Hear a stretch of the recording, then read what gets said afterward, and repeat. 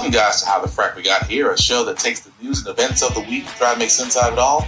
I'm your host, the most Will Buchanan, and on this show, we simply are all about the facts. There are plenty of news stations out there that simply want to do anything short but inform you. Here at How the Frack We Got Here, that's all we believe in. We go up to the lefts, we go up to the rights, we go up to the middle of independence, we go after all sides because there's more than one side of a story to everything. And you need to know it all in order to actually formulate your own opinion. And that's what we try to do here at How the Frack We Got Here. Thanks for listening, and hold on. It's going to be fun. Multiple sources telling NBC News tonight that the Trump administration is planning to cut back on the number of Border Patrol agents in that city sometime this week. And the man who's been leading the immigration crackdown there is expected to leave tomorrow, too. This is after the president and the Minnesota governor, Tim Walz, today talked on the phone. The president said, as you can see here, that the two seem to be on a similar wavelength. For his part, Governor Walz says the president talked about reducing the number of agents in his state. And the president sending somebody new, border czar Tom Homan, to Minnesota. Now, this is interesting because Homan has been kind of sidelined from what's happening there after what we have seen develop in the last couple of weeks. This is clearly changing after Saturday's deadly shooting, where the eyewitness videos we've seen so far contradict some of what federal officials initially said happened, when at least one officer shot and killed Alex Preddy, that 37-year-old ICU nurse who had a gun and who officials say was legally allowed to have it. Top Trump administration officials at first using phrases like would-be assassin, suggesting Preddy planned to massacre agents, that he brandished a gun. But look at the multiple videos now coming in from eyewitnesses from different angles, showing Preddy was not holding a weapon during the incident that started with him coming to help a woman being pushed to the ground. That's an angle of those early moments of the interaction slowed down there. The videos also appear to show that a federal agent took what looks to be a gun from Preddy's back holster before he was shot. At one point, you're going to see Preddy's hands circled in the video. No, it doesn't appear there's a gun in those hands. We've got team coverage tonight. We're going to get to Tom Winter for sort of a... And ladies and gentlemen, let's just be honest. It's a lot. Today's date, January 28, 2026, and this is How the Frack Got Here. I'm your host, most Will Buchanan. On the Frack Got Here, like we always do, we take the events of the week and try to make sense of it all. Before we get started, guys, let you know that we do pride ourselves on being a news podcast. What does that mean? We only cite from reputable sources with award-winning journalism. We do not do sensational news like Fox News, The Blaze, The Daily Beast, wherever you get your extreme left or extreme right views from. We simply don't do that. At the same time, we do try to kind of tone down on the profanity, but let's be honest, words fly. And just as you just saw about 5 minutes ago, there may be things that might be shown that might be too intense for younger viewers, so viewer discretion is advised. Aside from that, welcome. So yes, the would-be border control commander, Greg Bovino, is on his way out of Minnesota, and unfortunately, would-be Kingpin tried to use Ozempic and forgot to stop eating the right way. Tom Hoonan will be coming to Minnesota. Now, of course, this does follow, unfortunately, after the murder of a RN. This also follows the murder of a person that was simply just trying to back out of her driveway. This follows upon the multiple assailants and crimes that the modern day Gestapo ICE has done in recent events, especially most recent being the one of Alex Preddy. To where Tim Walz, the current governor of Minnesota, did speak with, unfortunately, Taco. And of course, he's supposed to be on very good terms, which basically sounds like we're only playing nice until we have to. Of course, every Tom Hoonan interview gives me the fact of what happened to Jim Crow. Well, he's been reincarnated and is now the border czar, if you will, of Taco's administration.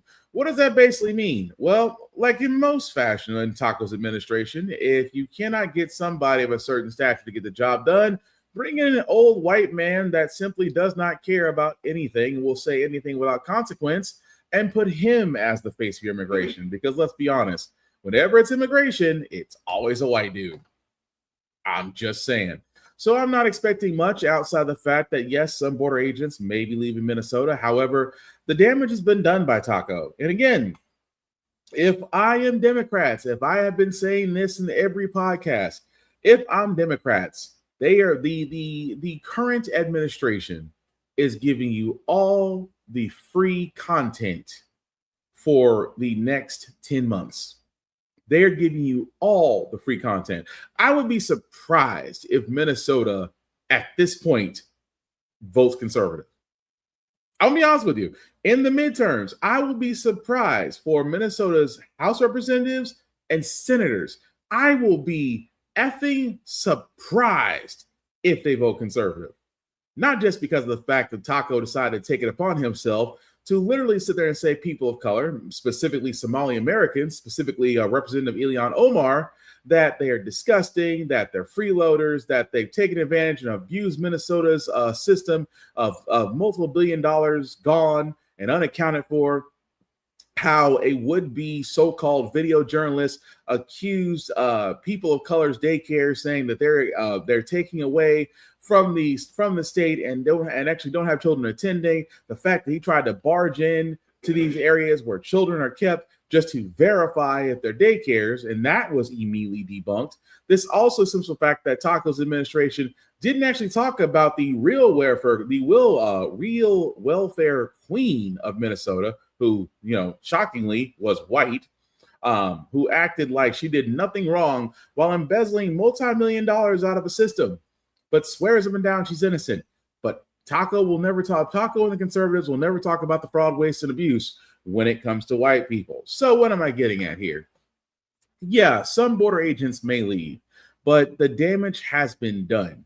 And at the same time, I love the fact that, as I said at the title of this podcast, the ice is melting, because that wouldn't have happened. I'm just being honest with you, because if Mrs. Good's murder did not change anything, if Alex Preddy murder did not change anything, if it was for the fact that people were relentless in protesting against ICE, against Trump, against the current regime, the fact that they stood up, and keep in mind, it wasn't just a couple of days ago, they had a mass protest, and this was in 20 and below temperatures, mass protest out in the cold against ICE. And I'm gonna be honest with you, for all that, for a lot of people, they sat there and said, oh, we're gonna protest, but we're gonna stop going to work. We're gonna stop spending money. We're gonna stop going to school. And I always find it funny that if you look at A Bug's Life, if you look at Star Wars Andor, if you look at practically any movie, if you were born after 75, every movie was always about resistance. And even now, the current entertainment, whether it's TV shows, movies, anime, whatever you watch, it's about some type of resistance. That's why everybody's quoting, Orwell's 1984 or V for Vendetta, or, I'll even go so far as the first Avengers in that one scene where Captain America shows up. They're all about resistance, standing up to resistance. And that's what the Minnesotans did. And that, I believe, is what changed the tide. Because, again, conservatives, unfortunately, Trump's job is secure for another year. Nothing we can do about that. I mean, technically, health could do something with that, but that's neither here nor there. As far as his presidency, can't stop it. But the senators and representatives 10 months from now are fair game. And like I said, Taco may have lost the state for himself, because not only did you tick off people of color, you ticked off everybody. And if there's one thing I will sit there and say, what unifies a whole bunch of people from different aspects is hatred toward one thing. And he just became the lightning rod for what's going to make conservatives a very hard case for them in Minnesota in November.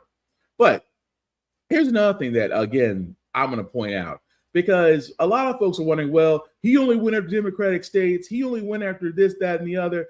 What are the reasons they have against Minnesota? Well, here's the crazy part, that this, again, I am surprised a lot of news outlets are not speaking on this, was the fact that Taco tried to be sneaky and underhand Minnesota by giving them a deal via his White House press secretary. But I'll let the video tell the story. Farland joins me now.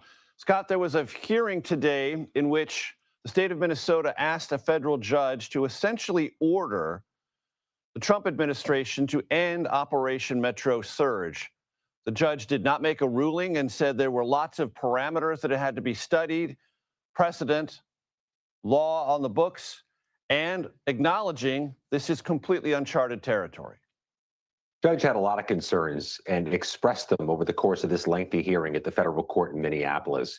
And she's ordered the Department of Justice to make some responses to questions that were pending and to do so by the middle of the week. Among the things the judge referenced, Major, was this letter sent by Attorney General Pam Bondi to Minnesota state officials indicating, or at least intimating, they'd pull back the troops, they'd pull back the federal agents, they'd pull back the federal deployed Homeland Security agents if the state would hand over information about voter rolls, hand over information about fraud investigations or benefits that are received by people in Minnesota. And the judge was concerned that doesn't seem to be in lockstep with the mission that's been proclaimed for these agents. And what's more, the judge noted that the feds have been challenging Minnesota in the courts on a lot of these issues, from voting rolls to fraud to benefits.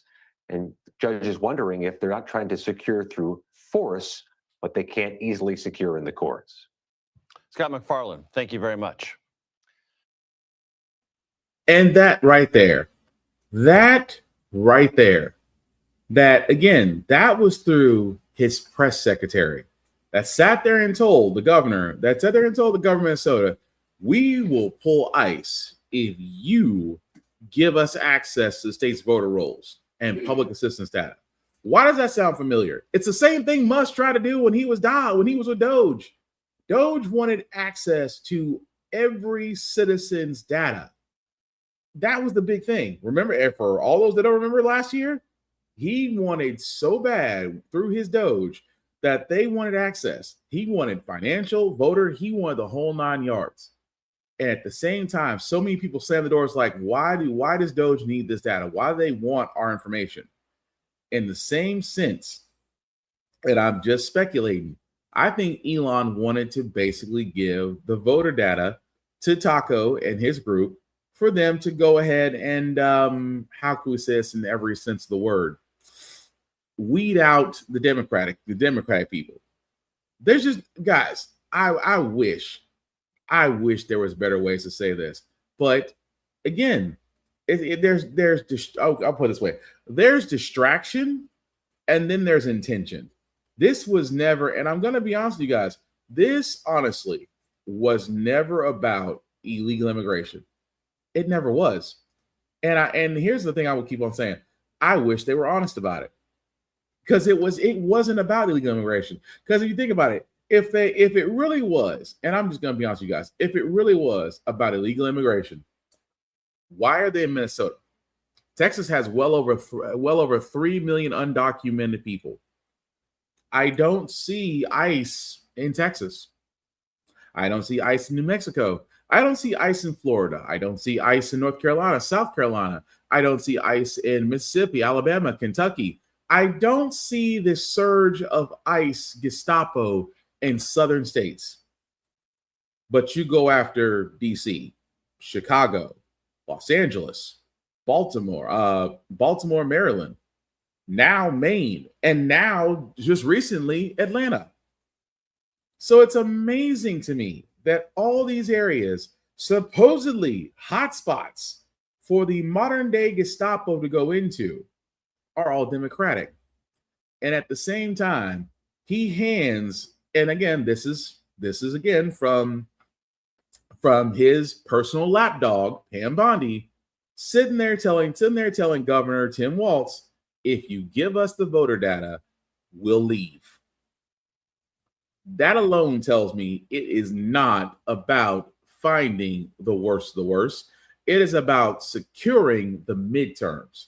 And if you don't believe me on that, I just talked about Georgia.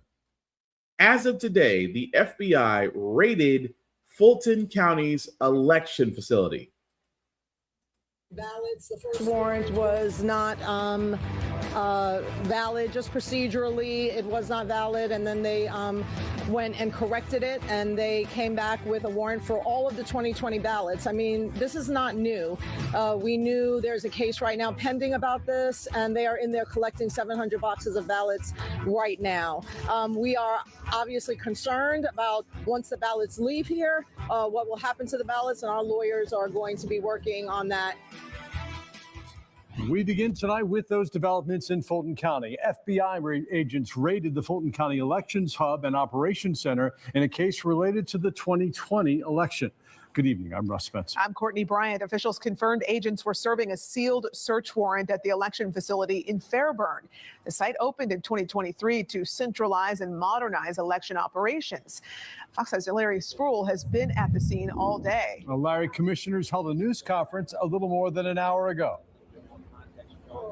Yeah, good evening, Russ and Courtney. They did have that news conference earlier around 5 o'clock right in front of this building. We are in the back of this building. Still a lot is going on right now. Let me step out of the way so you can see what I'm talking about. We want to focus on those enterprise trucks. We do know that the FBI agents right now are loading those 700 boxes from inside of the building into those enterprise trucks right there. Now, the FBI is conducting an active sealed search warrant inside the building. I was able to get my hands on that warrant, and it does list this as a criminal investigation. But let's take a look at some exclusive video of the agents inside the building.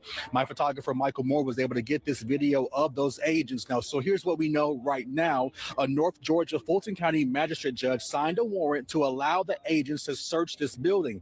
The FBI would not confirm what's in that search warrant, but our sources and context tell us this is all about the 2020 elections. Now, as we mentioned before earlier, that state senators have spoken against this. Let's take a listen what they had to say.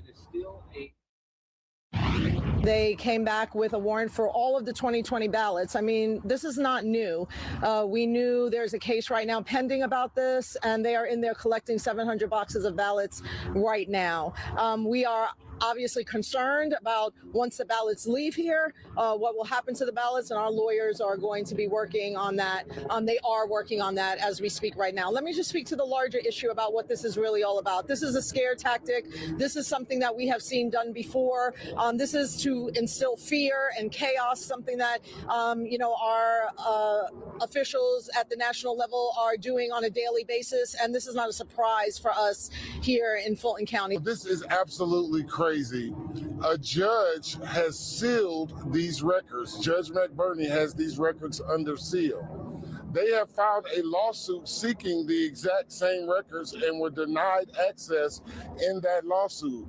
And because they were denied access in the civil lawsuit, they are now serving a criminal search warrant. And who's the defendant? And the criminal search warrant is under seal. Right. So we don't even know who the target of the investigation is. And those state leaders also say this is a target against Fulton County, and Fulton County did nothing wrong when it comes to the 2020 elections. And we also know since our 5 o'clock hit that both the DOJ and FBI leaders are here on the scene. They arrived in 3 black SUVs. We are also told they will be speaking to the media any time now. So we are waiting and we're monitoring that situation as well. But we have a team of reporters on this story for tonight. We'll have the latest coming up tonight at 10. We're live in Fulton County. And what the crazy part about this is, guys, that for all, if you were wondering why you're scratching your head, Fulton County, why does that sound familiar? Because that was the case of the election interference case and the previous election with Trump. Remember that case? And for a lot of people that don't know, there was a certain prosecutor that he went after. There was a certain prosecutor that he went after because they were ready, because the prosecutor at the time was ready to bring that case. That's what a lot of people don't remember. That for the simple fact of the matter, Fulton County District Attorney Fannie Willis, there we go. Couldn't think of her name. I apologize, Ms. Willis. But Fannie Willis, who was at the time the Fulton District Attorney, was ready to actually prosecute this case. And if you've been following this podcast, we talked about this. what they were going to investigate the 2020 election and whether or not Trump did intervene.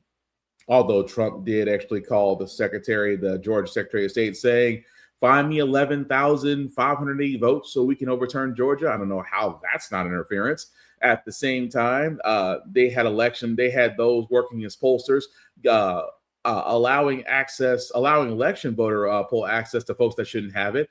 Folks that were, claiming that there was fraud were actually the fraudsters themselves that were conservatives. You also had Rudy Giuliani that pretty much turned two Georgia election county workers' lives upside down, accusing them of winning the state for Raphael Warnock and Joel Ossoff.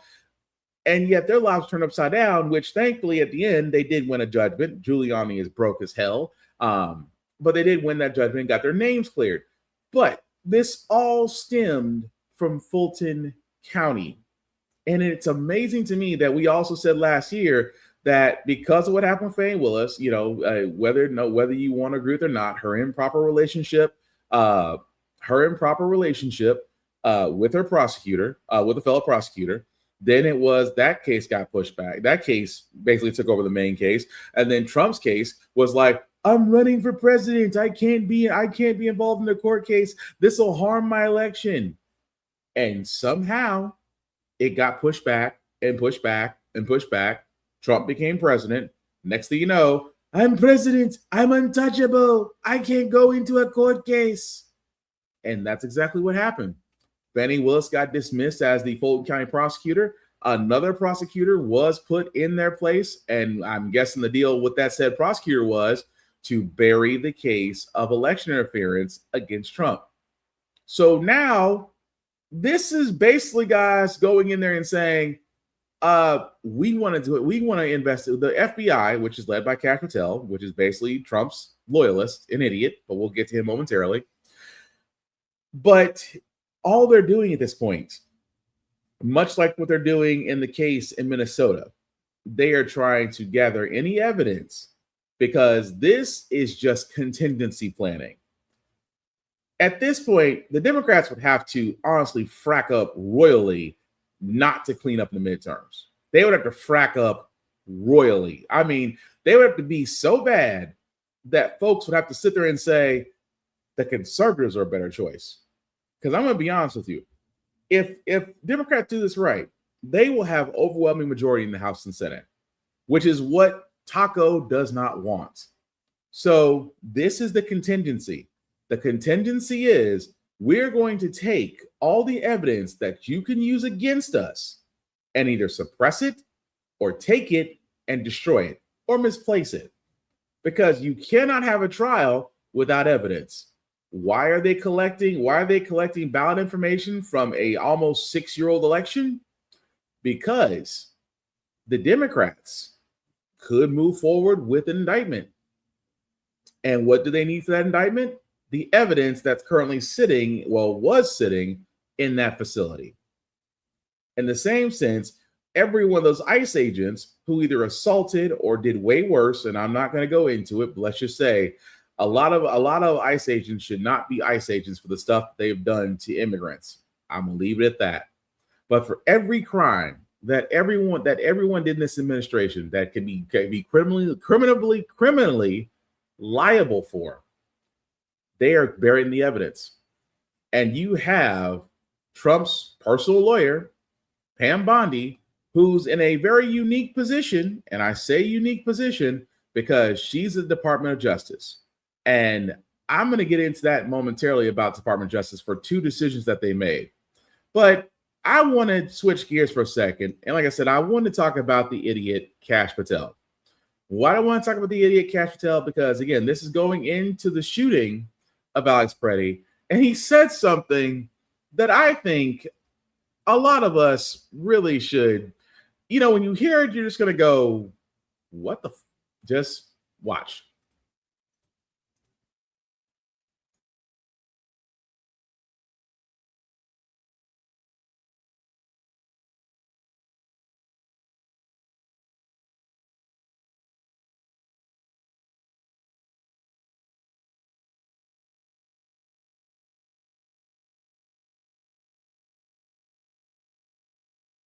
No one who wants to be peaceful shows up at a protest with a firearm that is loaded with 2 full magazines. That is not a peaceful protest, and you do not get to touch law enforcement. You do that anywhere, this FBI is going to be leading the charge to arrest those. Okay, so I had to stop it right there. But I'm just going to go back 10 seconds. And just in case you didn't hear it, I'm going to play it again.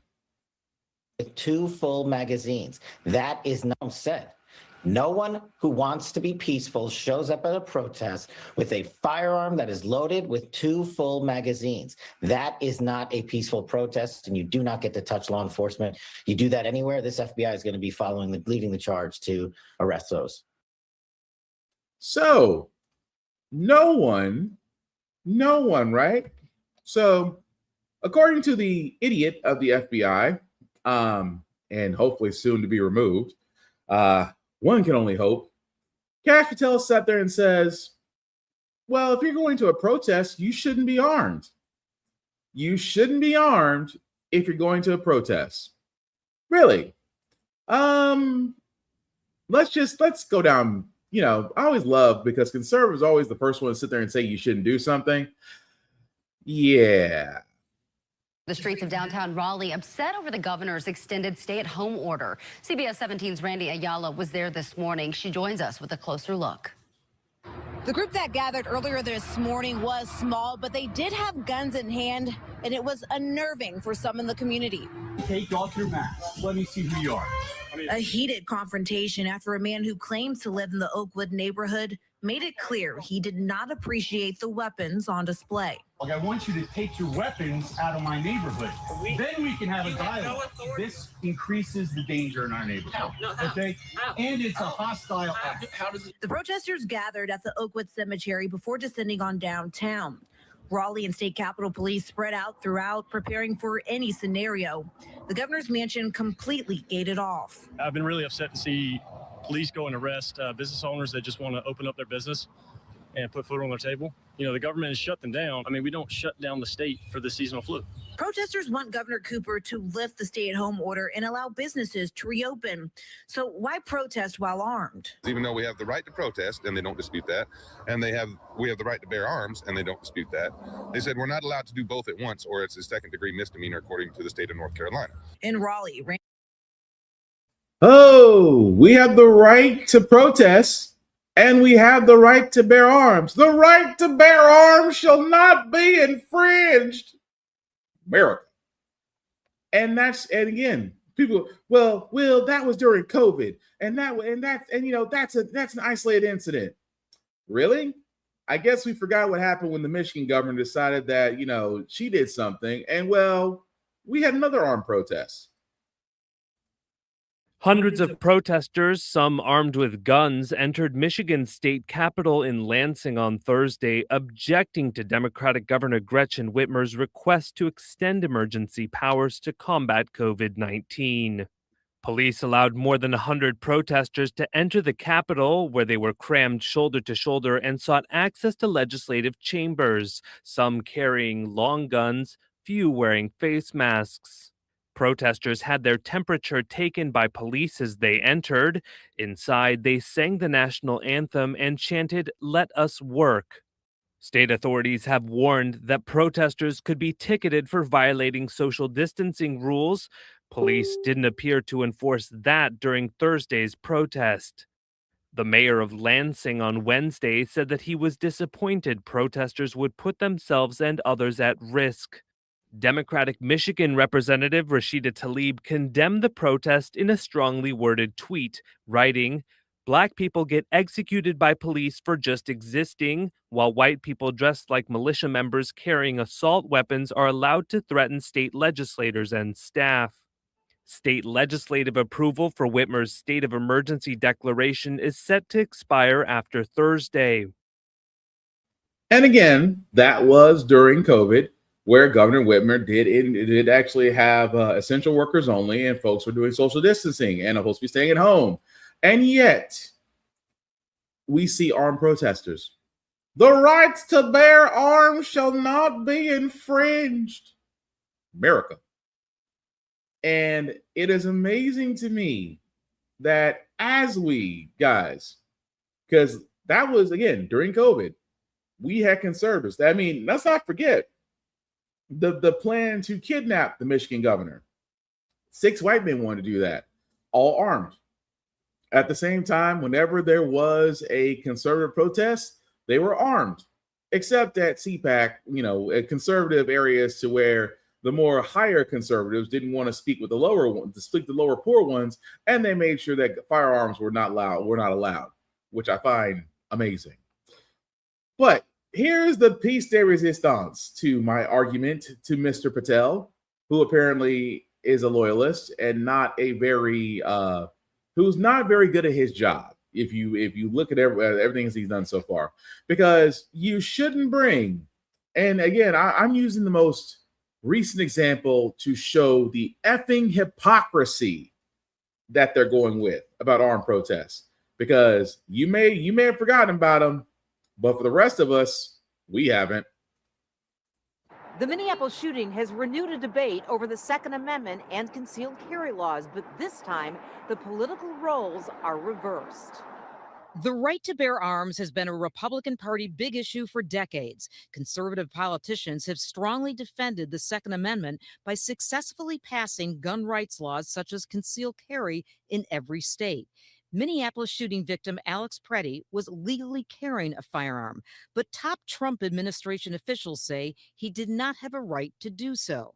You cannot bring a firearm loaded with multiple magazines to any sort of protest that you want. It's that simple. However, President Trump supported Kyle Rittenhouse after he shot and killed 2 men who tried grabbing his gun during a Kenosha protest following a police-involved shooting.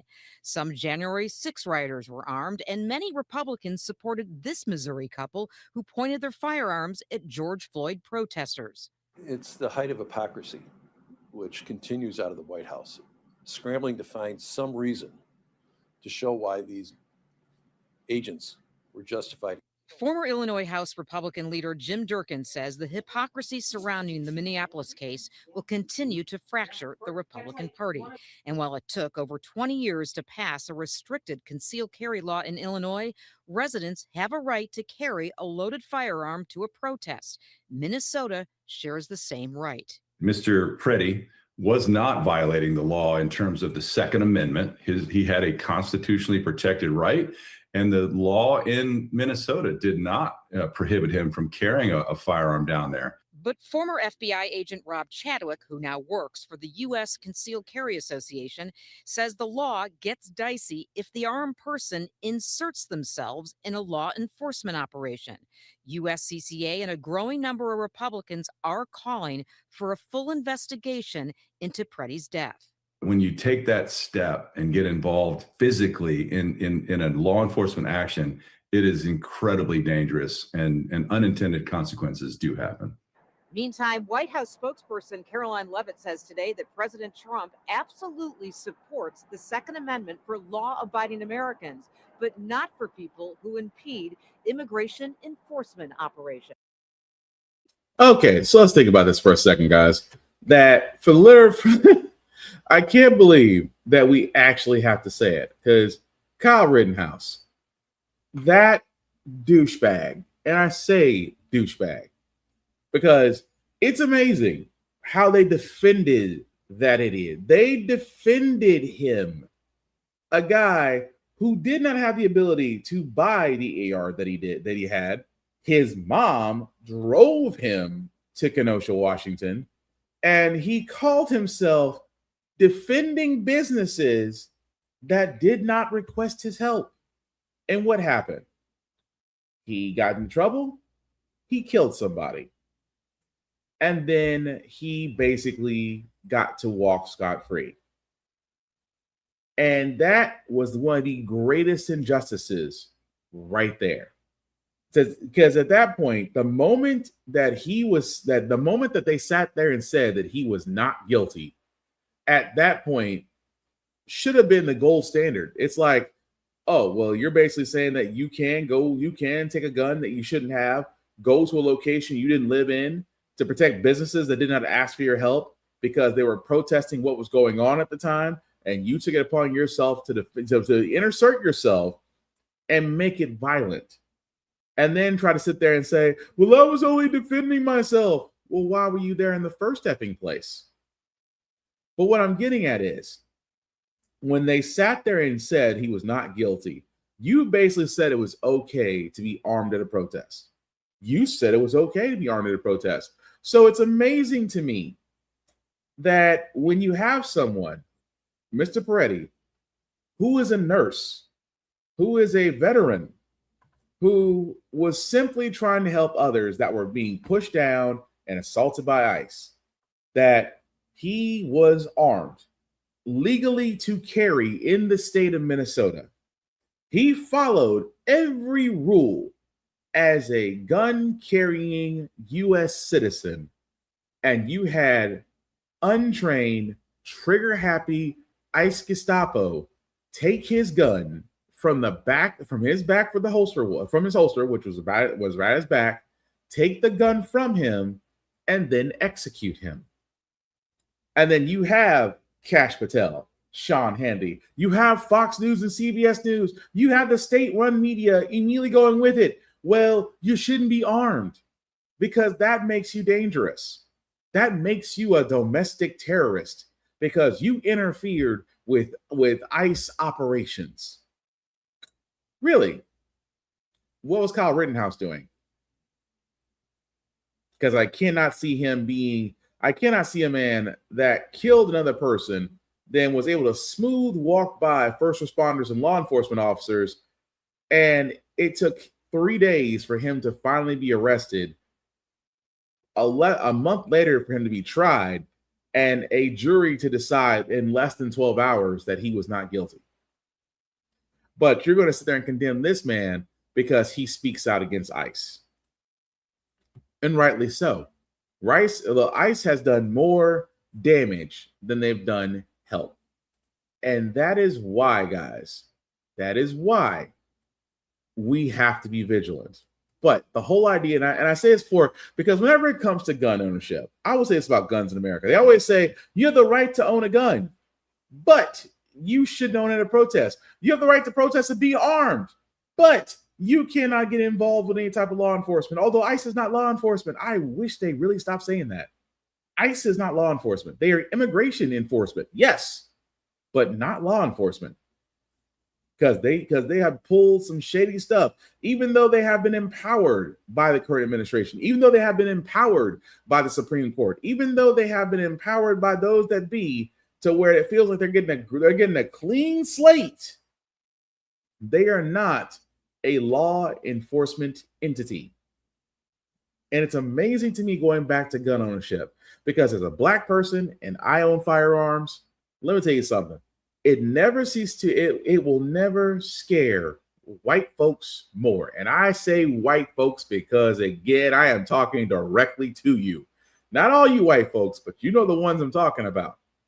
It scares them when people of color have the same rights, have the same access, and have the same firearms that they do. Don't believe me? Look at the Mumford Act. Because again, Mumford Act, Los Angeles, California, Black Panthers armed themselves against local and state police. And the Black Panther chapter at the time was quite large. And they followed the legal law that they could arm themselves with shotguns and pistols. And they did so legally, to the point to where the Mumford Act was created. Now think about that. The only time in American history where people of color basically went for the same rights as white folks, and they had to create a law to curtail. They had to create an act of Congress to curtail that. So what am I getting at? I'm getting at the fact that there's suggestions for them and rules for us. And I'm sorry, that's exactly what it is. Because they want to sit there and say, oh, well, Peretti should have been armed. Well, neither should Kyle Rittenhouse. Neither should the protest when social distancing was happening, when COVID-19 was going on, when you simply thought the target or the target of the Starbucks down the street needed your single protection because you bought an AR from Bass Pro Shops and you wanted to protect them from those that might be looters, which kind of find out some of the looters were basically paid law enforcement actors. But you want to protect your Kyle Rittenhouse, but you'll condemn your Paredes. That alone is bullshit. But there is some good news out of this, as a woman who was accused of ramming federal agents, basically ICE agents, basically got her due. And at the same time, not only acquitted, but she's suing. And I'm happy for her. The case against Miramar Martinez, accused of ramming a Border Patrol vehicle, is dismissed. I just want to thank the judges, all the parents that supported me, everybody that supported me. I'm just grateful for everything. Martinez had been accused of ambushing federal agents in October when she was seen in this video in a convoy tailing them as they carried out immigration enforcement operations. The cars collided. Then an agent opened fire, shooting Martinez 5 times. The Department of Homeland Security labeling her a domestic terrorist, and prosecutors charged her with assault. These agents were lying about what happened.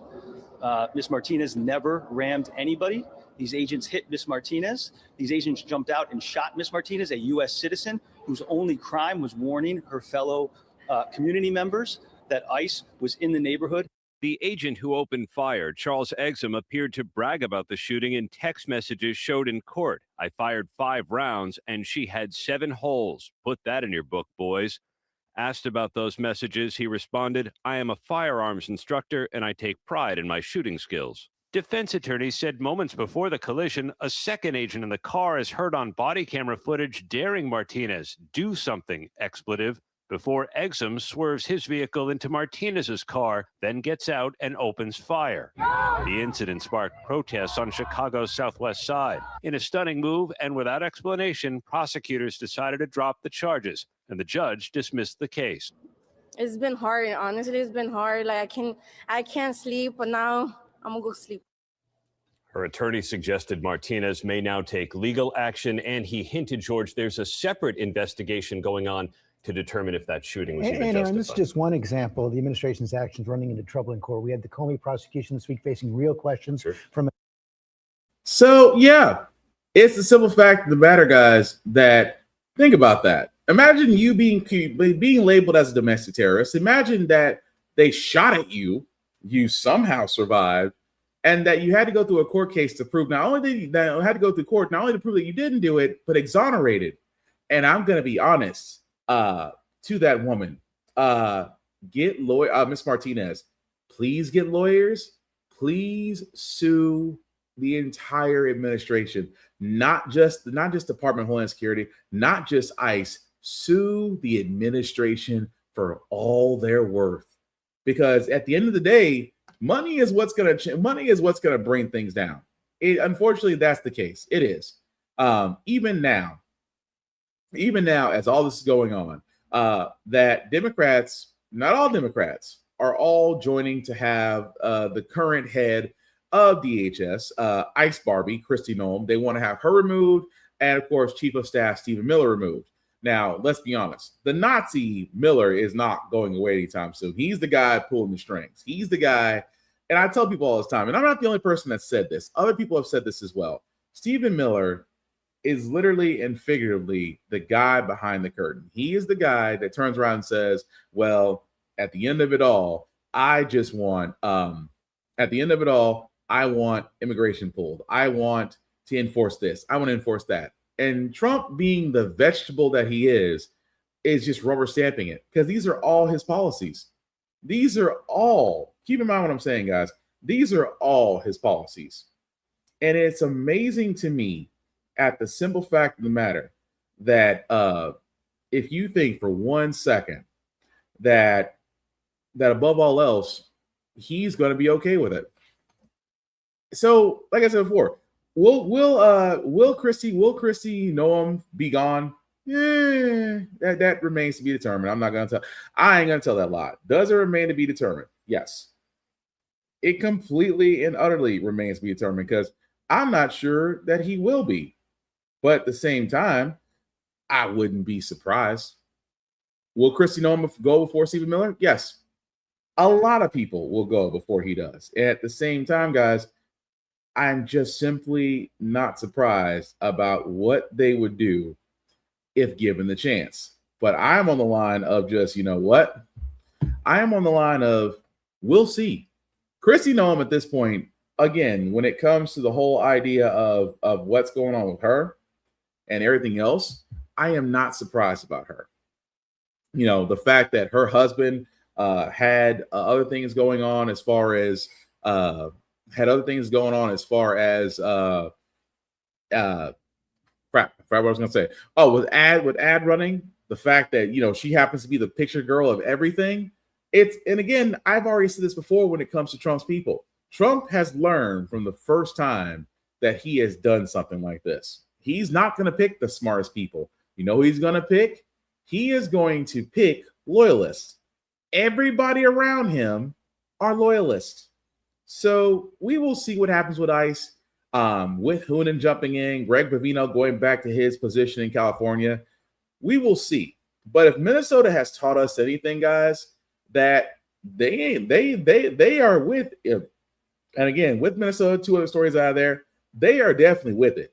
Hands are ready to eat for everybody. But before we leave Minnesota, there is 2 stories I did want to pick on, and this one lets you know how bad ICE gets it wrong, because they almost caused an international incident. This is the customer from Ecuador. Relax. Okay, relax. I did not enter. And if you touch me, I will grab you. If you touch me, I will grab you. You're. This is the customer from Ecuador. Relax. Okay, relax. I did not enter. And if you touch me, I will grab you. If you touch me, I will grab you. Okay. You can know that. Okay, but don't touch me. Okay. You can know that. You can know that. All right, there you go. You can know that. This is the consulate. This is the foreign government consulate. You can know that. Right? Are you cousin there? Right? Yeah. Right there. Right? Yeah.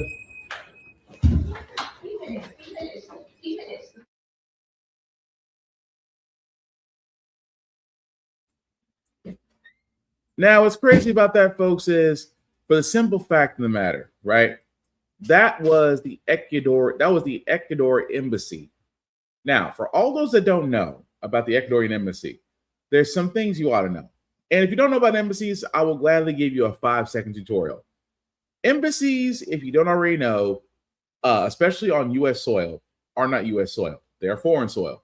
You might see a Somalian, you might see French, you might see UK, you might see, XYZ. Just understand that if a country has an embassy in the United States, it is seen as foreign soil. Local police cannot cross, FBI cannot cross, ICE is learning very quickly they cannot cross. Why? Because they are basically considered diplomatic areas. No-go fly zones. If a U.S. person was crossing into one of these areas, into one of these embassies, and they were not invited, that is literally can be seen as an act of war. And what is the ICE agent trying to do? Trying to enter an area where they have no jurisdiction or authority whatsoever. And guys, I am pointing this out. That is how you have an international incident waiting to happen. And the guy was right. Here's the crazy part. The actual person at the end of it all was right. He sat there and said, "You cannot enter here. I'm ICE." And so we got water. We're good. You couldn't enter. And he kept telling them that. And the person on the other side of the door for the embassy was right. Because had that ICE person entered in and tried to enforce U.S. laws, Ecuador wouldn't be too freaking happy. An international incident would happen, which goes to show you that whoever is at the hiring practices for the FBI, Department of Homeland Security, and ICE should also be fired, along with everybody else that they've hired. But the other story that we have before we move on from Minnesota, guys, is that Representative Ilhan Omar. Guys, if you haven't seen this story, that last night, she was speaking at a town hall and someone decided to spray her.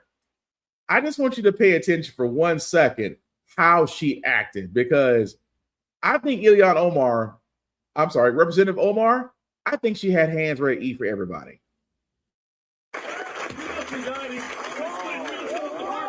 Overnight in Minneapolis, a man arrested after confronting Democratic Congresswoman Ilhan Omar at a town hall, spraying an unknown liquid from a syringe. DHS Secretary Kristi Noem must resign or face impeachment.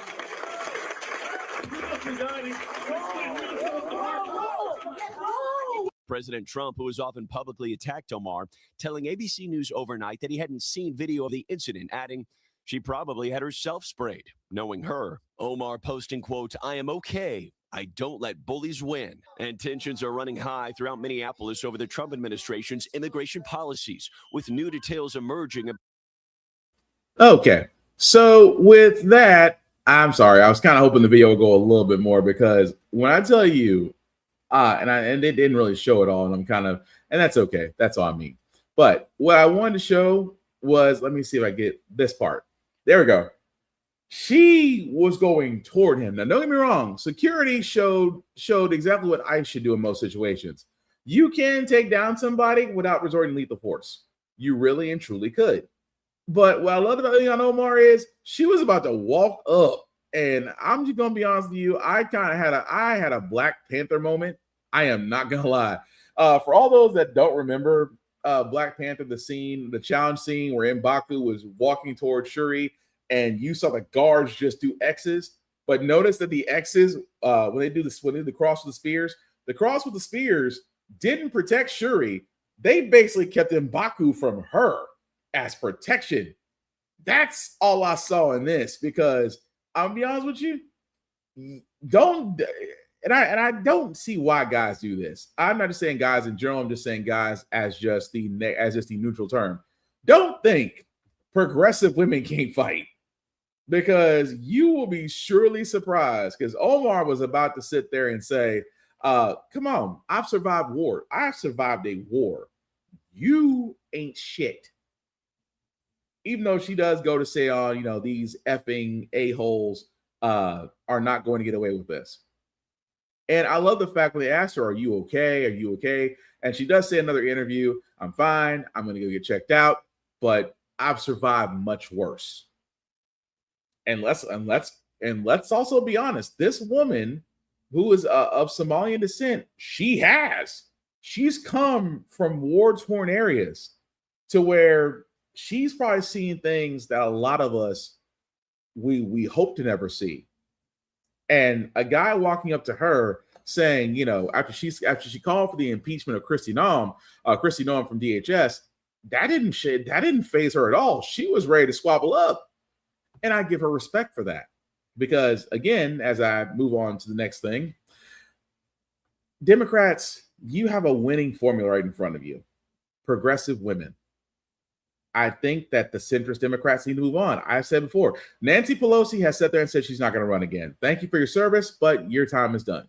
Chuck Schumer, you should be the same way. Chuck Schumer, thank you for your service, but the time of centrist and modern Democrats is done. Progressive, liberal women need to lead the charge. Well, you want AOC, you want Ilhan Omar, you want Rashida Tlaib, you want Jasmine Crockett, you want all these women to move forward and lead the Democratic Party. Yeah. Because again, we've honestly, in the last 2 out of the 4 elections, we've had qualified women. You may have not liked Hillary Clinton, but she was a former first lady. She was a state senator. She was a secretary of state. I think she's qualified. This woman has met more world leaders in 3 different positions than most first ladies have met their next door neighbors. And of course, former VP, Madam VP Harris, again, a prosecutor, a senator, a vice president, and very intelligent, who I still think got shafted because Biden didn't do the right thing and announce his reason to not run again. He should have done it way earlier. And you basically cheaped her. But again, those two beyond qualified, intelligent women against an idiot who may or may not have Alzheimer's disease, who may or may not be overweight because he loves McDonald's, doesn't sleep, and basically acts like a senile old man that left the home and nobody went looking for him, and America voted for him twice. That is the reason why I'm saying for the Democratic Party, let women lead. Other countries have shown having a woman as prime minister, or as president, or as the top leader in your country will not make your manhood feel any different. I can't follow a woman. And yet every other country out there has had a woman in a presidential or prime minister or leadership role. And those countries are still standing. Miss me with the bullshit. That being said, guys, we do have a couple of DOJ stories. I know we got a lot, but we know we're running through it. This is sad because, again, this goes back to Minnesota, where, again, the DOJ has sat there and said that they will not do a civil rights violation probe into the shooting of Mr. Peretti, which, again, screams volumes. And what I say about that screams volumes is this is Trump's lap bitch, Pam Bondi, pulling her weight, because I've said it before and I've said it again. These are loyalists. These are not the smartest people.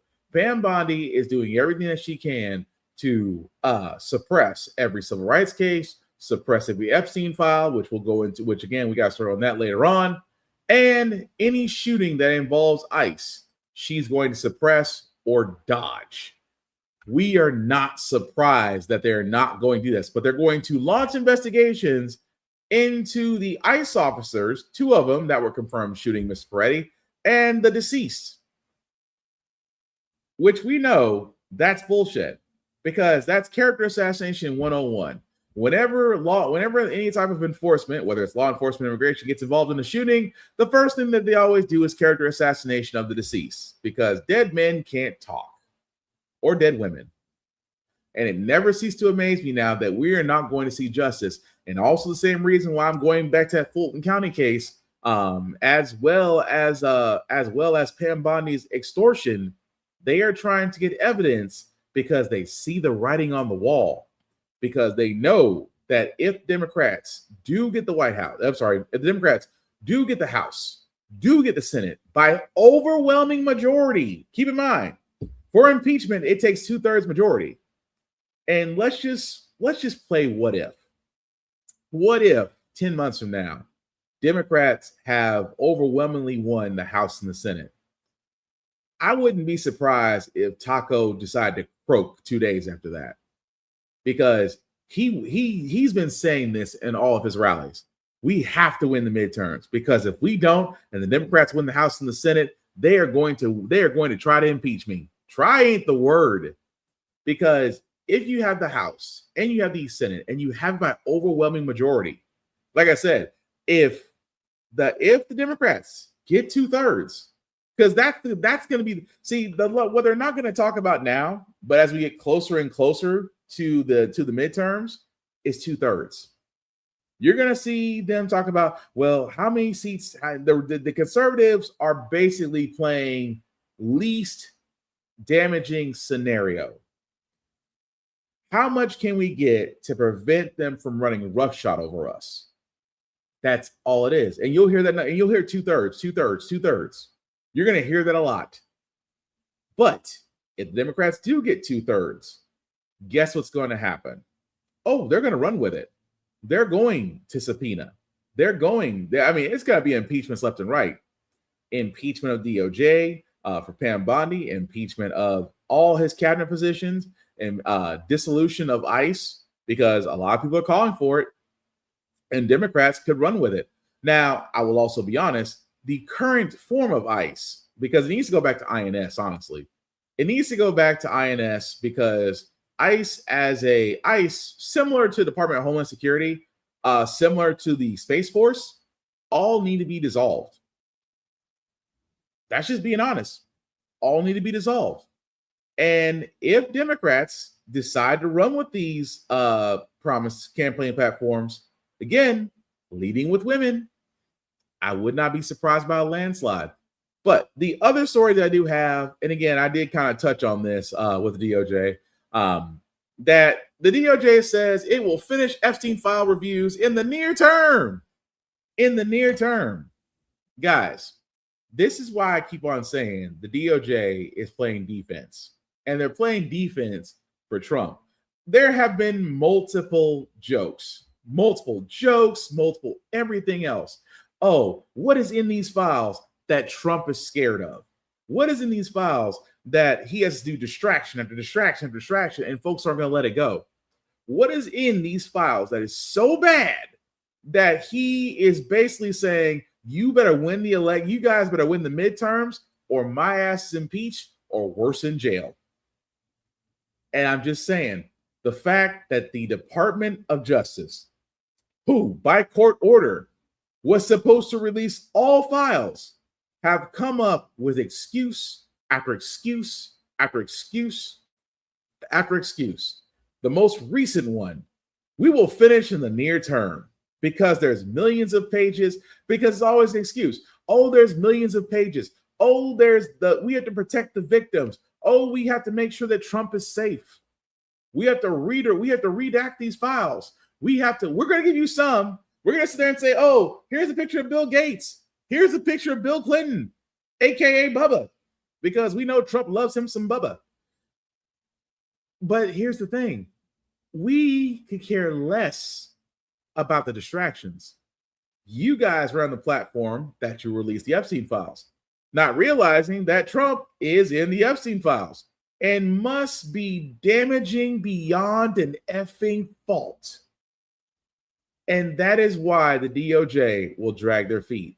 And that is also why they have to suppress evidence, because, again, it is kind of expected that everybody in the Trump administration may or may not turn around and be held liable for their actions in the current term.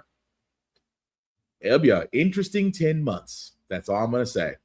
But speaking of people that wanted to nail Trump to the wall, former special counsel Jack Smith did testify. And again, if you didn't see him testify in front of Congress, let's just be honest. Republicans did their usual thing, while Jack Smith just sat there and said, I believe beyond a shadow of a doubt that this motherfucker's guilty. Pardon my French. Capitol Hill for the first time in public, former special counsel Jack Smith pressed on his decision to indict President Trump. Republicans taking aim today how Jack Smith responded, and Democrats reading quotes from Republican leaders and what they said about President Trump in the hours after January 6th. Here's Pierre Thomas.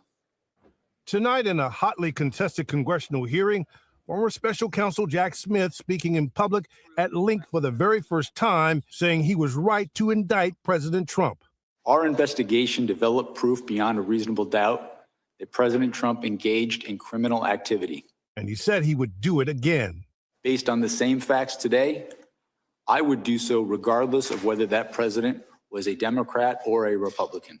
Smith testifying he has no regrets despite receiving death threats and having been personally attacked by President Trump for charging him with illegally retaining classified documents, obstruction of justice, and engaging in a conspiracy to overturn the 2020 election, charges Trump flatly denies and that were later dropped. President Trump was charged because the evidence established that he willfully broke the law. But Republicans attacked Smith from the moment he was sworn in, accusing him of being a politically motivated prosecutor trying to stop Trump from being reelected. It was always about politics. And to get President Trump, they were willing to do just about anything. Democratic Congressman Jared Moskowitz among those defending Smith, claiming hypocrisy by many Republicans who he claims changed their view of January 6th. Steve Scalise, United States Capitol Police, saved my life. Lindsey Graham, when it comes to accountability, the president needs to understand his actions were the problem. The hearing caught the attention of President Trump, who was thousands of miles away overseas, posting on social media, based on his testimony today, there is no question that deranged Jack Smith should be prosecuted for his actions. Smith suggesting he expects no less. Do you believe that President Trump's Department of Justice will find some way to indict you? I believe that they will do everything in their power to do that because they've been ordered to by the president. David, DOJ. And he's 100% right, because we've seen them do that. They did that with New York AG Letitia James. They tried that with her. She laughed her ass off. And they tried it with former FBI Director James Comey, which again, that indictment was thrown out. So with Special Counsel Jack Smith, of course they're going to try. Why? Because they've been given their marching orders. Jack Smith, much like Robert Mueller, did their jobs investigating the Trump administration. They did. It was the fact that, unfortunately, when you have Republicans making sure that the golden cap is protected, they're going to do what they do best. Oh, well, this is a sham. He was set up to investigate the president. He was not going to leave until he actually got some evidence. Not realizing that Jack Smith was basically the result of Trump asking for special counsel when his case first started.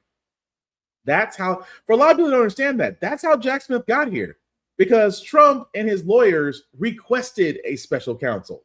And so enter Jack Smith. And you don't like Jack Smith, but you requested special counsel, which I think is kind of bullshit personally. But again, like the journalist said, it is amazing how conservatives remember January 6th along differently from the rest of us, although video and everything else would say differently. But also, before I go on to TikTok, I've been to say this before with ICE, with armed protests. You two FA people are quiet as hell. You two FA people, the rights to bear arms shall not be infringed. America, you fuckers. The fact that you swore up and down that a black man was coming for your guns, that you didn't want to be on a national registry for how many guns you own or how much ammo you buy or for the gear that you have. The fact that you are always against any type of legislation after every school shooting and mass murder that's occurred on this freaking country. You two FA people are quiet as church mice right now.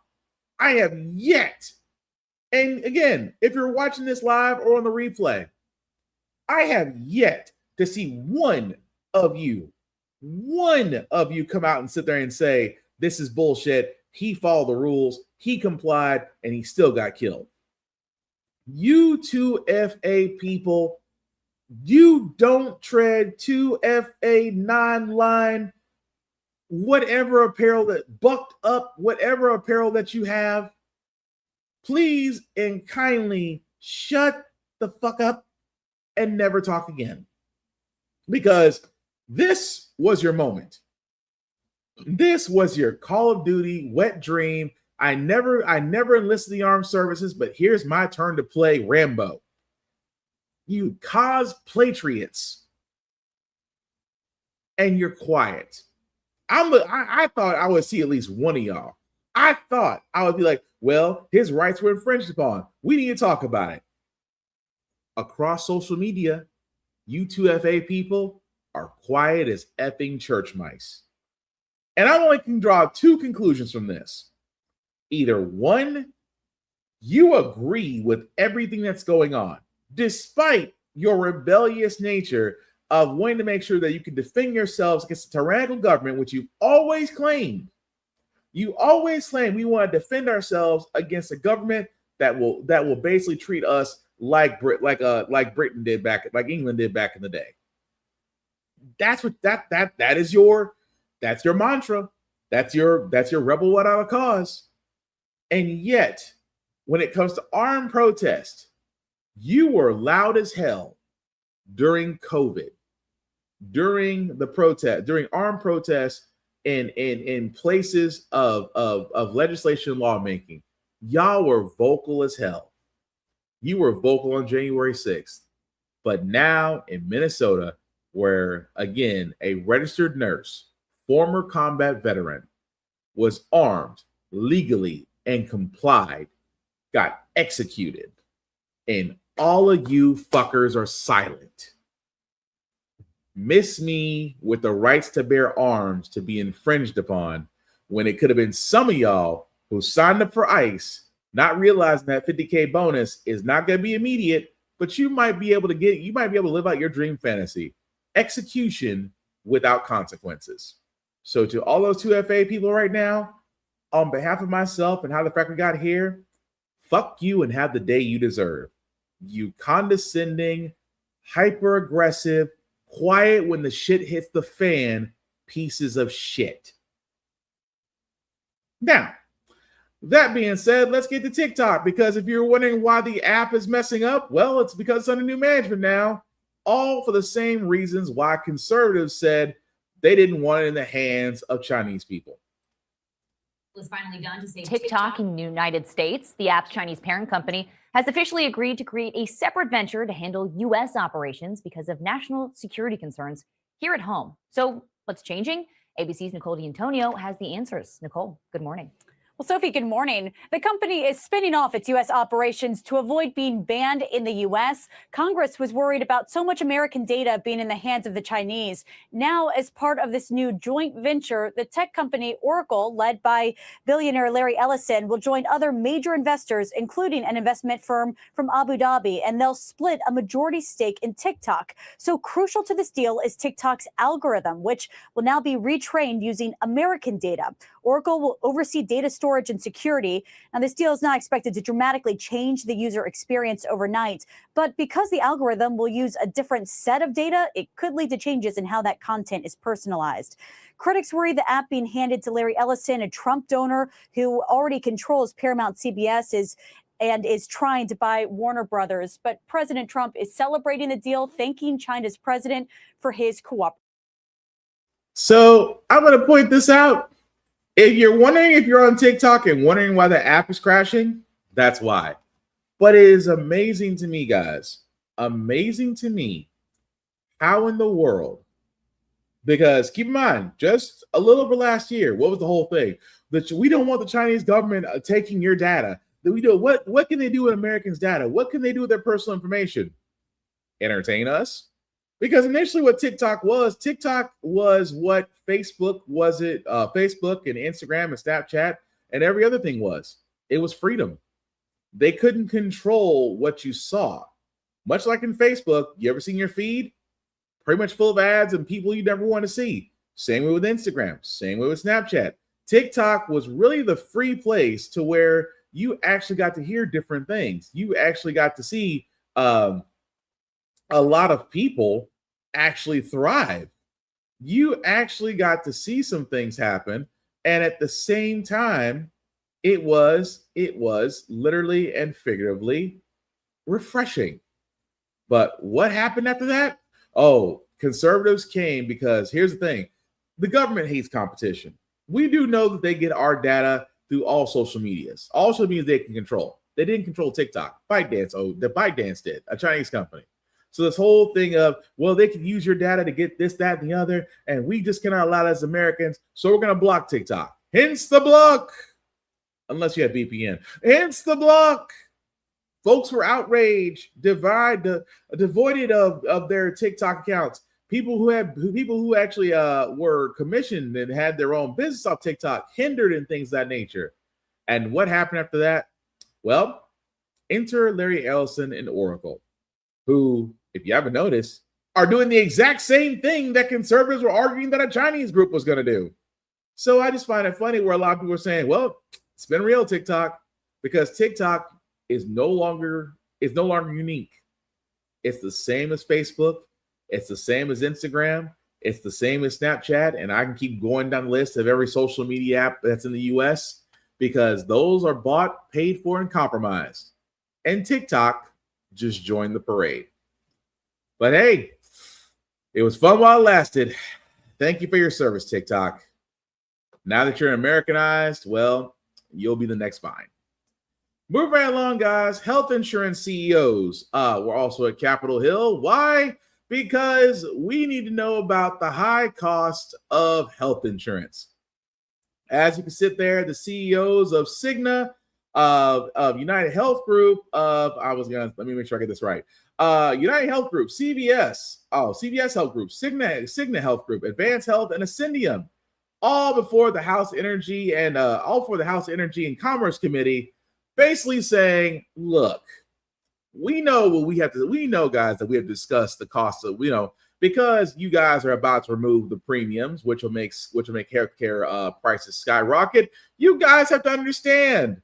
You guys really have to understand. Us as CEOs with golden parachutes and exorbitant packages, we don't answer to our customers. Our customers, we could care less about. It's our shareholders. That is what every CEO out there will wish they could say, but they won't say. Because again, when it comes to healthcare costs, and I keep saying this all the time, healthcare in the US is a for-profit system, and that's the problem. It is amazing to me that the same healthcare costs that are in Canada or in Mexico or any other country that has modern medicine are vastly lower. Like, for example, people wonder why some people don't want to have kids in a hospital. You want to know? Estimated cost of a birth in a hospital for a single child, anywhere from $10,000 to $15,000. Insurance may pay up to 70 or 75% of that if you're lucky. It costs more to bring a child into this world in a hospital in the US than any other place. That's what people like doing home births or alternative care to bring a child into the world. They'll usually go with that. But a hospital, 10 to 15,000. Surgery, same way. Depending on how complex surgery is, could be the same way. Your prescriptions. Again, I've never understood the cost of life-saving medication for heart disease, for diabetes, for lupus, for other ailments or pain managing medications are freaking sky high. The cost of living in America, which we already know is too freaking high. The cost of American medicine is damn near diabolical. And what are these CEOs saying? Oh, they're saying everything else under the sun. Oh, well, it's healthcare costs. Then we have to pay for the uninsured. And then, they're giving every excuse in the book. While each of these companies are literally broadcasting profits. I'm gonna be honest with you. I kind of wish I brought this up, and I should have brought this up for the show. I apologize. But United Health Group, CVS Health Group, Cigna Health Group, those three alone all had reported profits. All reported profits. And why? Because those same people and their lobbyists were allowed, and I mean this wholeheartedly, they were allowed to write the healthcare laws that we currently have in place in this country. And so I can hear people now, well, Will, what you're basically saying is just that, so right now, these CEOs and their companies are controlling the cost of healthcare in this country? Yes. And as long as healthcare is for profit, healthcare in this country won't change. We tried. We tried. Obamacare is not perfect. Let me be honest with you guys. Obamacare is definitely not perfect. It's not. I will be completely and utterly honest about that. Obamacare is not perfect. It was a start.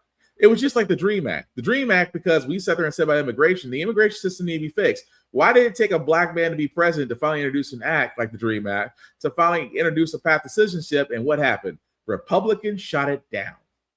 Keep in mind, Republicans have not produced a immigration reform package since ever. Unless you want to count Trump and his gold cards, in which Nicki Minaj, I guess, owns one now, but you just paid a lot of money for a paperweight. But what I'm getting at is Republicans have yet to introduce a health care plan.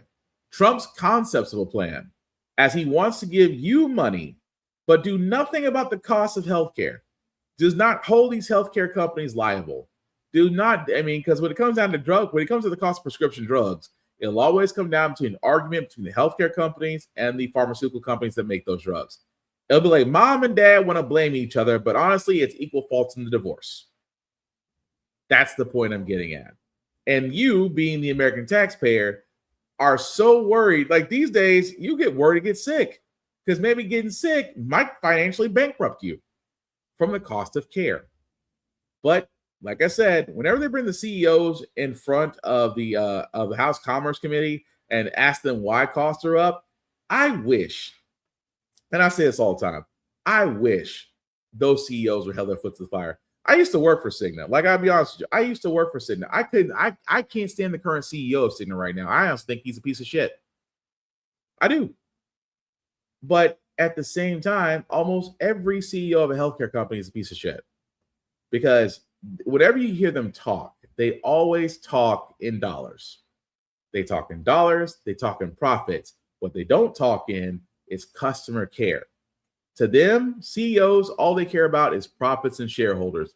That's what keeps them in their cushy, luxury, golden parachute, if you needed, profession.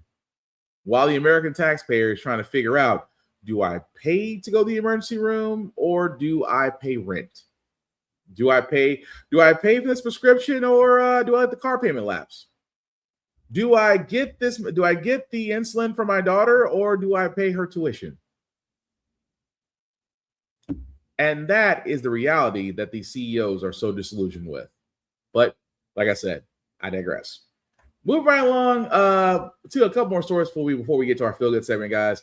I have talked about the fact that whenever it comes to RFK and the fact of how dangerous a person he is about instituting certain things. Well, I am not surprised about this one. And what I mean about this is, remember I said a while back where RFK was like, why does a child need so many vaccinations before they turn age 2?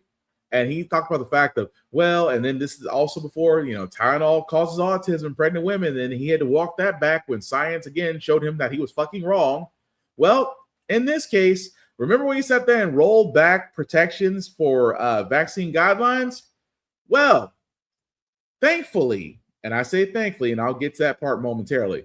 Thankfully, the American Academy of Pediatrics, guys, sat there and said that we will continue the current standard of giving vaccines to children to protect them against 18 potentially life-threatening diseases, such as COVID, the flu, hepatitis A, B, and measles. Keep in mind about measles, because keep in mind, the American Academy of Pediatrics is going against what the CDC was doing with the CDC's new guidelines. Now, I am glad, because I've sat there and said before, I trust the science, okay? I trust the science. I trust doctors. I trust medical researchers. Why? They have been trained. They have done the medical school. They have done the residency. They have been board certified meticulously. So I trust them in their education that they know what they're talking about. I don't trust RFK because RFK is not a doctor. He's never been a medical researcher. He's never worked in the medical field. He's never been a nutritionist. He hasn't been any of these things. He is just a Kennedy with internet access, unfortunately a cough that will never go away, and too much time on his hands. That's all RFK actually is. With that being said, he said that, well, we don't need that many vaccines and that leave it up to the parents to make a choice. Well, here's what happens when you leave idiots up to a choice from an anti-vaxxer. In the country 25 years ago. Ann Thompson joins me now. And what are local health officials there saying? They're very upset, Tom, because this is a new high for South Carolina and the nation. Since Friday, the state has added 89 new measles cases, bringing the outbreak total to 789, surpassing the 762 cases in Texas last year. 2 children died in that outbreak. There are no known deaths in the South Carolina outbreak, which is centered in Spartanburg County. Officials say it was first reported among some families who immigrated from Ukraine in recent decades. That county has a vaccination rate of just 90%, which is below the 95% threshold for herd immunity, Tom. So let's think about that for a second, folks. Let's think about that for a second. RFK sat there and says, we're going to roll back some mandated vaccines. And what happens when you roll them back? Measles comes back in full force. Why? Because parents, and I say this, let me say this. I'm going to say this the best way I can without, because if you're an anti-vaxxer, fuck your feelings. I don't care about you. Anti-vaxxers are dangerous. You know why anti-vaxxers are dangerous? They're the tinfoil hat community. They believe every vaccine has something in it that can harm a child, stunts its growth, creates autism or whatever. They believe all these things with next to nothing in evidence. And I say next to nothing. Sometimes they'll type of a paper that they swore up and down, but really came off Reddit, but that's a whole nother thing. But imagine parents who are anti-vaxxers who go against physicians' recommendations and say, no, I don't want my child getting that. And what happens? Measles comes back. Smallpox comes back. Diseases that we thought were gone are making a return. Why? Because parents who are anti-vaxxers are pretty much declining shots for their children. And I've said before, and I'll say it again, I've never understood that. Unless there is a medical reason that a child cannot get a vaccination, in which the doctors usually go over that. I'm sorry, but when it comes to my children, oh, they're getting all the shots. You want to know why? Because when you get all the shots, you don't get measles. You don't get hepatitis A. You don't get hepatitis B. You don't get smallpox. You don't get chickenpox. You don't get polio, because you have the vaccinations needed to make sure that you don't get those things. That is the beauty of modern medicine. But also, I'm not an anti-vaxxer, because I actually do listen. I like to listen to doctors and go off the science. Anti-vaxxer people, y'all can do what nature intended.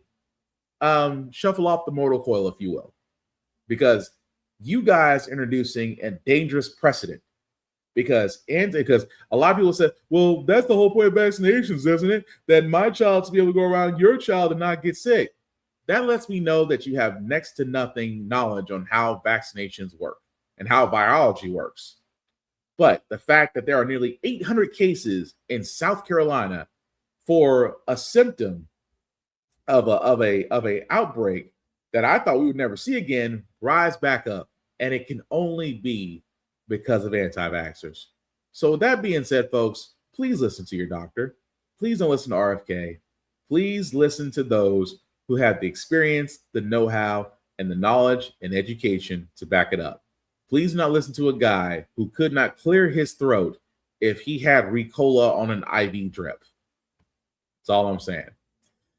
But the next to last story that we got, guys, I felt the ways about this one because when it comes to Kanye West or Ye or however else he calls himself, Ye has always did the things that gives him attention. I always call him a person that was pretty much locked in the sunken place, because at this point, he's pretty much got his own condominium, bunker, and cul-de-sac. That being said, let me just play the video before I actually give my actual thoughts on this. The rapper formerly known as Kanye is apologizing today for, in his words, reckless behavior. He took out this full-page ad in the Wall Street Journal, Ye did, titled, "To Those I've Hurt," going on to say he is not a Nazi or an anti-Semite and that he loves Jewish people. You probably remember over the last couple of years, Ye said a lot of anti-Semitic things, a lot of racist things. At one point, he sold T-shirts with swastikas on them. He had previously apologized for his anti-Semitism, then took that apology back before this apology now. And in this ad, he says his behavior stems from an undiagnosed brain injury caused by a car crash he was in 25 years ago. We should note the timing of this here, just a few days before his 12th album is set to drop. Chloe Malas is covering this one for us. I think some of the reaction has been interesting to this too, including from the Anti-Defamation League and from others as well. You know, Hallie, it's complicated. I have covered Kanye West for 17 years. And when I was at CNN, I did, a really in-depth report at the time that Kanye had planned to name an album of his Hitler. I think that a lot of people are struggling with this public open letter, this apology coming from Kanye West, because like you pointed out, Hallie, he has apologized in the past. And in this, he writes, to those I've hurt, he says, bipolar disorder comes with its own defensive system. Denial. When you're manic, you don't think you're sick.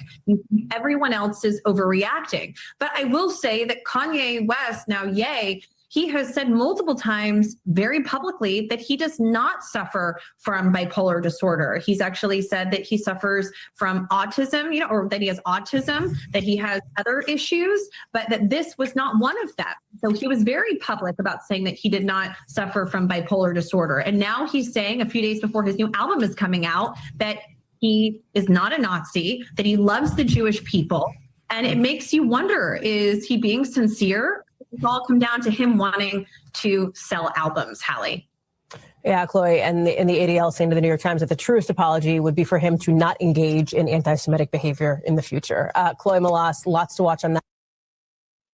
Okay, so like I said, usually don't cover Kanye because again, actions speak louder than words. And when I first heard about this, I was like, okay, do I think people can change? Yes. I do think that if if you're truly trying to change and be a better person and trying to make amends, you got to go in and do the work. Obviously, you're going to do the work. Will it take time? Yes. Beyond a shadow of a doubt, it will take time. That being said, what bothers me about that is that, oh, well, you have an album coming out. And that's the part. And again, that doesn't bother me because that's what they usually do. Oh, I have an album coming out. Please tune in. Please check it out. I'm so sorry for all the things I did. Please come back, run my streams up, buy my album. I'm used to that. What I'm not used to is the level of excuses. Oh, I was bipolar. Well, I was manic. Well, I was autistic. Here's my thing. First and foremost, those are things that you just don't casually throw around. There are folks out there that are bipolar. There are bipolar. There are folks out there that do go through episodes of episodes of being manic. There are folks out there that are autistic, and depending on where they are on the spectrum. Those are things that you just don't throw out there just because they seem like little nice catchphrases. That's where I'm skeptical. See, I was with that until I'm like, no, you're doing this for attention. And that's the problem. And what Kanye is basically what America is when you finally realize we give the wrong people way too much attention, and we really should be giving them all the isolation in the world. Because I see people now, well, wait, what if Kanye's sincere? He's not.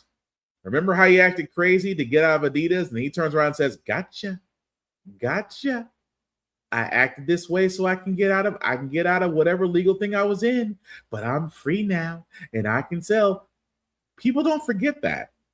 And like I said before, with Charlie Kirk and his untimely deletion off this earth, your words will outlive you. Kanye's words will most certainly outlive him, but at the same time, it's going to be hard to prove that you're trying to turn a leaf if all you're trying to do is turn records. So again, let's just say when it comes to Kanye West, yeah, I just go back to a person that was, he drunk his own Kool-Aid and now he realizes, oh, it's time to refill because I got albums coming out. So just my opinion on that. But anyway, we're going to move on to our feel-good segment because usually on How the Frack We Got Here, we do cover a lot of things that are doom and gloom and sometimes make you faith in humanity. But hey, it's Wednesday. Tomorrow's Thursday. We will leave you guys out with some positive vibes and good vibrations.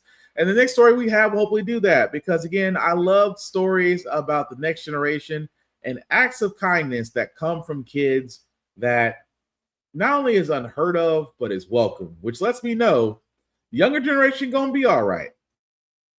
Finally tonight, America Strong and the teen who has already made helping others his life's work.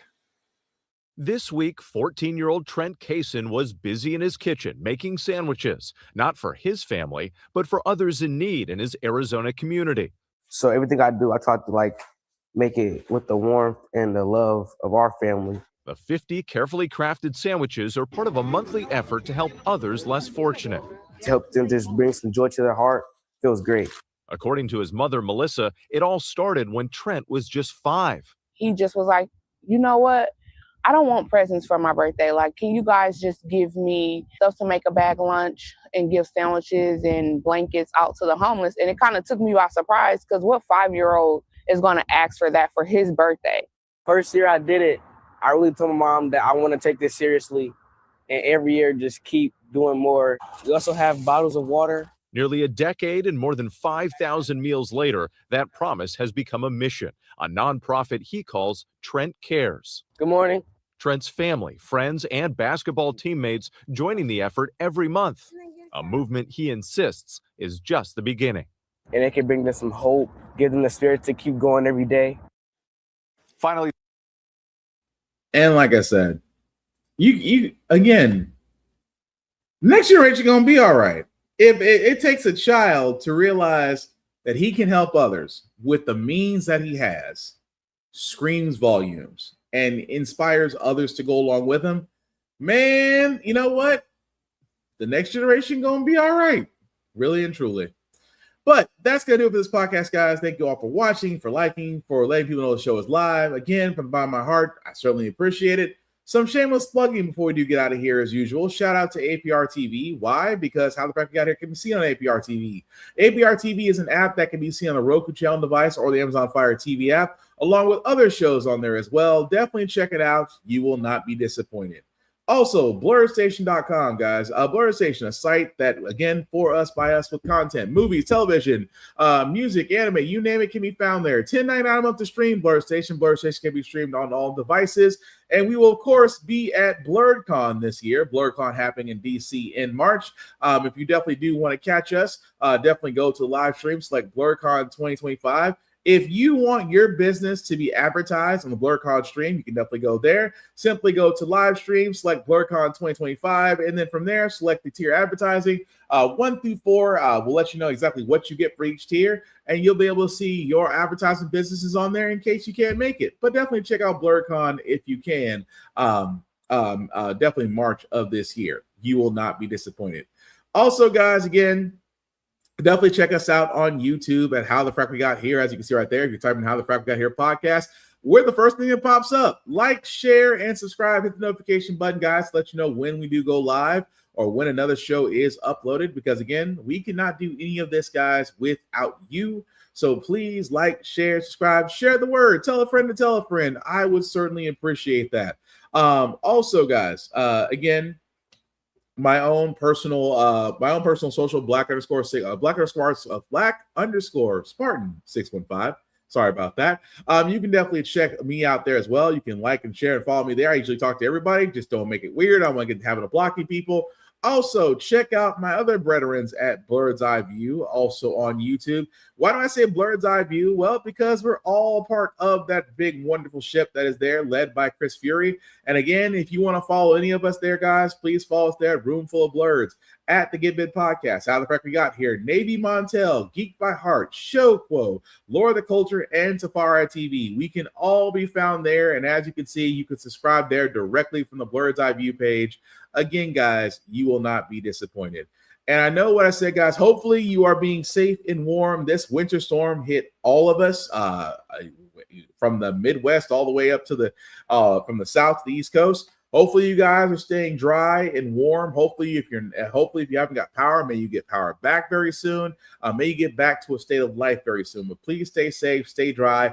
There are warming centers, donation areas around around where you live.